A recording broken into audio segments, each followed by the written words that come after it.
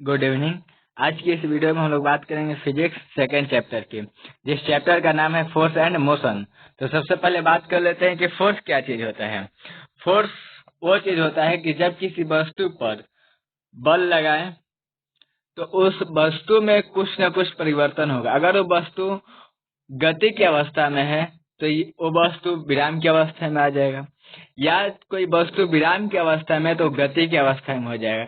मतलब कि किसी भी वस्तु पर जब फोर्स लगाते हैं तब जो परिवर्तन होता है, मतलब कुछ न कुछ परिवर्तन होता है। जैसे मान लीजिए कि मैं एक टेबल का धक्का दिया तो वो टेबल एक स्थान से दूसरे स्थान तक गई, तो उसे फोर्स बोलते हैं। मतलब कि जब कोई वस्तु विराम की अवस्था में हो या गति की अवस्था में हो, जब हम उस पर बल लगाते हैं तो या तो वस्तु गति की अवस्था में आ जाता है और नहीं तो विराम की अवस्था में।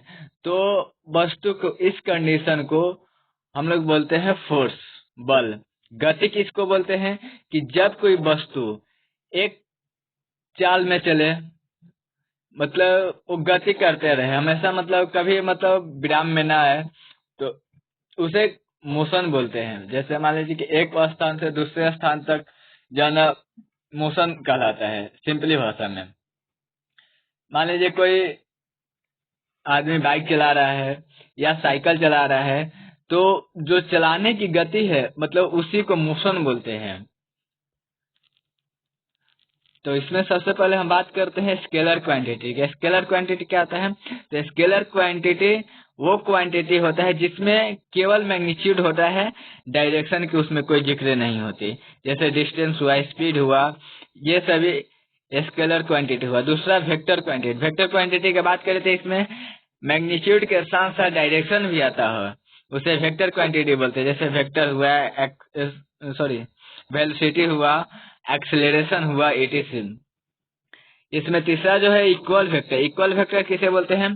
तो two vector having equal magnitude, दो ऐसे वेक्टर जिनका मैग्नीट्यूड एक ही हो और वो एक ही दिशा में खींचे गए हो, उसे इक्वल वेक्टर बोलते हैं।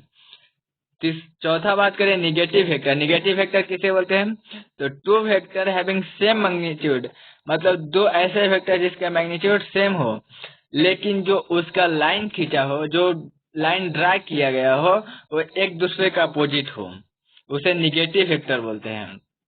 Collinear vector, two vector having equal और अनइक्वल मैग्नीट्यूड, दो ऐसे वेक्टर मतलब वो इक्वल मैग्नीट्यूड के भी हो सकते हैं और अनइक्वल मैग्नीट्यूड के भी हो सकते हैं, लेकिन उसका जो लाइन खींचा हुआ हो वो एक ही डायरेक्शन में हो, उसे कोलिनियर वेक्टर बोलते हैं। उसके बाद बात करते हैं को इनिशियल वेक्टर। तो दो ऐसे वेक्टर को इनिशियल वेक्टर ये वेक्टर बोलता है कि दो या दो से अधिक ऐसा वेक्टर जो एक ही पॉइंट से निकले हुए हो, मतलब उसका इनिशियल बिंदु एक ही पॉइंट हो, उसे को इनिशियल वेक्टर बोलते हैं। उसके बाद बात करते हैं यूनिट वेक्टर। यूनिट वेक्टर ऐसे वेक्टर बोलते हैं जिसका मैग्नीट्यूड सिर्फ 1 हो, उसे यूनिट वेक्टर बोलते हैं। उसके बाद बोलते हैं जीरो वेक्टर। जीरो वेक्टर किसे कहते हैं? तो जिसका मैग्नीट्यूड 0 हो, उसे जीरो वेक्टर बोलते हैं। उसके बाद बात करते हैं डिस्टेंस। तो it is defined as path length covered by the object, मतलब वस्तु द्वारा जो दूरी तय की जाती है, जो डिस्टेंस मतलब जो पाथ कवर्ड किया जाता है उसे डिस्टेंस बोलते हैं। और डिस्प्लेसमेंट किसे बोलते हैं? कि जो दो बिंदु के बीच शॉर्टेस्ट पाथ को कवर्ड करे, मतलब ऐसे वस्तु जो दो पॉइंट मतलब शॉर्टेस्ट पाथ को कवर्ड करे। जैसे मान लीजिए कि मेरे को जाना है 5 किलोमीटर, तो मतलब इनिशियल पॉइंट से जब फाइनल पॉइंट तक जो हम लोग पहुंचे वो 5 किलोमीटर पहुंचे हैं, तो वो मेरा 5 किलोमीटर हुआ, टोटल डिस्टेंस हुआ। डिस्प्लेसमेंट की बात करें तो वही 5 किलोमीटर को हम मतलब उस रास्ते से न जा करके हम शॉर्ट रास्ता से गए, तो उसको हम लोग बोलते हैं डिस्प्लेसमेंट, तो जो शॉर्ट रास्ता से गए ना, तो मान लीजिए मेरा पड़ा 3 किलोमीटर, तो ये जो 3 किलोमीटर हुआ ये मेरा डिस्प्लेसमेंट हुआ, लेकिन वो जो मेरा 5 किलोमीटर था वो मेरा कुल डिस्टेंस था। और इसके बाद बात करते हैं स्पीड। तो speed it is defined as distance per unit time. मतलब स्पीड किसे बोलते हैं कि जो एक ही समय में दूरी तय की गई हो उसे स्पीड बोलते हैं। डिस्प्लेसमेंट फिर इसके बाद आता है वेलोसिटी, किसे बोलते हैं कि it is defined as displacement per unit time. अगर डिस्टेंस पर यूनिट टाइम रहे तो होता है स्पीड, और डिस्प्लेसमेंट पर यूनिट टाइम रहे वो होता है वेलोसिटी। तो सबसे पहले बात करेंगे स्पीड का फॉर्मूला क्या हो जाएगा, तो v इक्वल हो जाएगा डी बाई टी। और एक दूसरे तरीके से बोल सकते हैं कि it is defined as rate of change of distance. मतलब जो दूरी में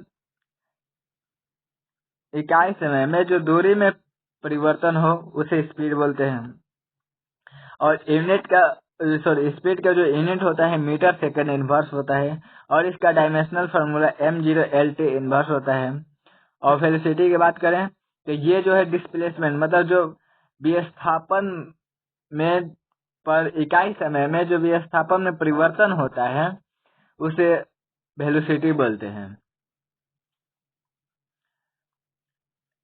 वेलोसिटी एक वेक्टर क्वांटिटी है, v equal to S upon T. Dimensional formula इसका हो जाएगा m0lt इनवर्स। और इसमें एक चीज देखिए कि जो स्पीड का डायमेंशनल फार्मूला होता है और जो वेलोसिटी का डायमेंशनल फार्मूला होता है दोनों का सेम ही होता है, m0lt इनवर्स। और इसका भी देख लीजिए m0lt इनवर्स। इसके बाद बात करते हैं एक्सेलरेशन क्या होता है। तो it is defined as it is equal to the ratio of change in velocity to time taken. मतलब इकाई समय में परिवर्तन की दर को त्वरण बोलते हैं। जैसे मान लीजिए कि it is defined as rate of change in velocity. मतलब इकाई समय में वेग परिवर्तन की दर को त्वरण बोलते हैं। और त्वरण को डिनोट किया जाता है ए से। तो ए इज इक्वल टू हो जाएगा final velocity minus initial velocity upon T, v minus you by T. और इसका डायमेंशनल फॉर्मूला हो जाएगा m0l2 - 1। ऐसा यूनिट हो जाएगा मीटर सेकंड -2। तो आज के लिए बस इतना ही। और इसके आगे का जो रिमेनिंग पार्ट बचा हुआ है जिसमें हम लोग बात करेंगे addition of vector. Addition of vector जो नेक्स्ट क्लास में हम लोग कवर करेंगे। आई होप कि आज के ये सब सारी चीजें आपको समझ में आई होगी। तब तक के लिए जय हिंद।